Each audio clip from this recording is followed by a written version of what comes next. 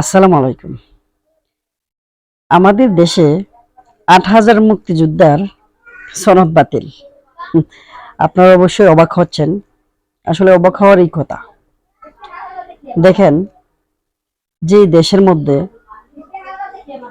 মসজিদের সভাপতি হয় বাটপার চিটার, সুদখোর, ঘুষখোর, মাদ্রাসার সভাপতি মাদ্রাসার সভাপতি হয় চিটার, বাটপার।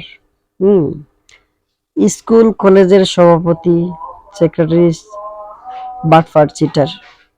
এই দেশে আর কত ভালো আপনি মানুষ পাবেন?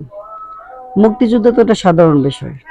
এরা তো মনে করেন যদি সুদ ঘুষ দিয়ে এবং ভুয়া সার্টিফিকেট তৈরি করে যদি তারা ৩০,০০০ টাকা বেতন পায়, সমস্যা কোথায়?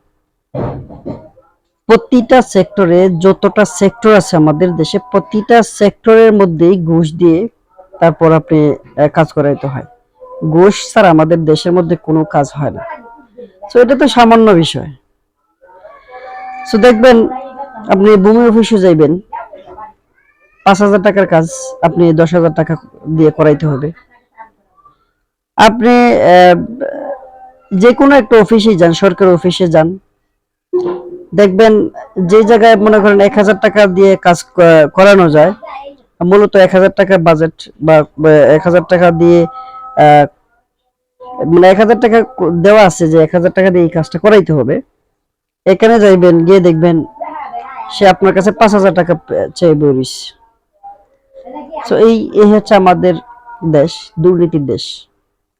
তারপর আপনি কাপড়ের দোকানে যাইবেন, আপনার কাছে ২০০ টাকার মাল ৫০০ টাকা, ১,০০০ টাকার শাড়ি ৩,০০০ টাকা। তো এই যদি হয় আমাদের দেশ, তাহলে এই দেশে তো ভুয়া মুক্তিযোদ্ধা পাওয়াটাই স্বাভাবিক।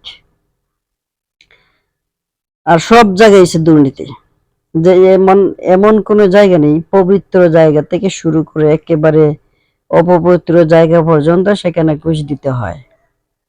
সো এই হচ্ছে আমাদের বাংলাদেশ এবং বাংলাদেশের মানুষের কাজ। দুর্নীতিতে ভরা আমাদের দেশটা। সো এখানে ৮,০০০ ভুয়া মুক্তিযোদ্ধা পাওয়া গেছে। দেখেন, অনেক, শুধু ৮,০০০ কেন, হয়তো মনে হয় খুঁজলে আরো পাওয়া যাবে। আমাদের দেশের মধ্যে ৮,০০০ মুক্তিযোদ্ধা এরা ভুয়া সনদ বাতিল হয়েছে। সো আমার মনে হয় আরো খুঁজলে আরো পাওয়া যাবে।